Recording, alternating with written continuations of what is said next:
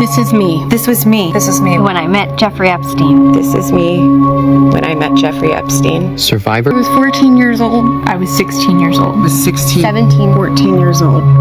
I suffered. Epstein का जो जुर्म था वो कोई ढका छुपा जुर्म नहीं था। सबको पता था क्या हो रहा है, किस तरह से वो गर्ल्स जो कि पुअर क्लास से बिलोंग करती हैं उनको सेक्सुअली वहाँ पर अब्यूज किया जा रहा है। The allegations against Jeffrey Epstein were he used connections with influential and wealthy individuals to operate a network of sexual abuse involving underage girls.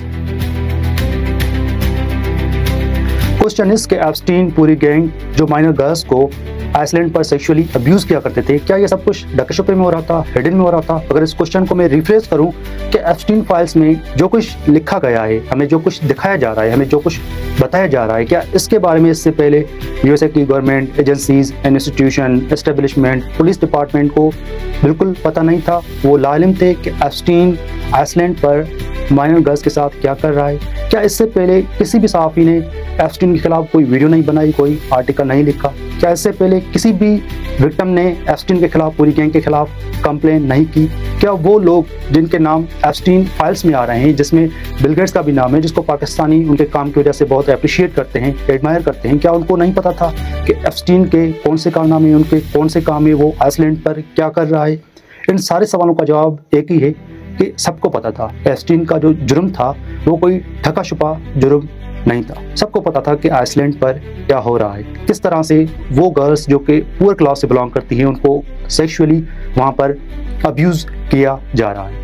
Now the question is, ये सब कुछ पता होने के बावजूद क्यों एप्स्टीन को एक लंबे अरसे तक अरेस्ट नहीं किया गया? वो फुल इम्प्यूनिटी के साथ माइनर गर्ल्स को सेक्सुअली अब्यूज करता रहा। इसके पीछे जो मेन वजह एंड रीजन है वो एप्स्टीन की वेल्थ थी। उनके पास प्राइवेट जेट थे, वो एलीट क्लास से बिलोंग करता था। एंड जब भी एलीट क्लास की बात आती है तो वहाँ पर एक ही प्रिंसिपल जो है उसको फॉलो किया जाता है। वो कौन सा है कि rules for the poor class, rules for the middle class and freedom for the elite class. वैसे तो यूएसए हमें ये बताता है, पूरी दुनिया को एड्रेस करता है कि हर जगह पर रूल ऑफ लॉ होना चाहिए, इंसाफ सबके लिए होना चाहिए। अगर कोई भी बंदा किसी भी किस्म का कोई ऑफेंस कर रहा है, क्राइम कर रहा है, तो उनको फौरी तौर पर गिरफ्तार करना चाहिए, इस बदला पनिश करना चाहिए उनको, एंड उनका नाम जो है वो पब्लिकली डिस्क्लोज करना चाहिए।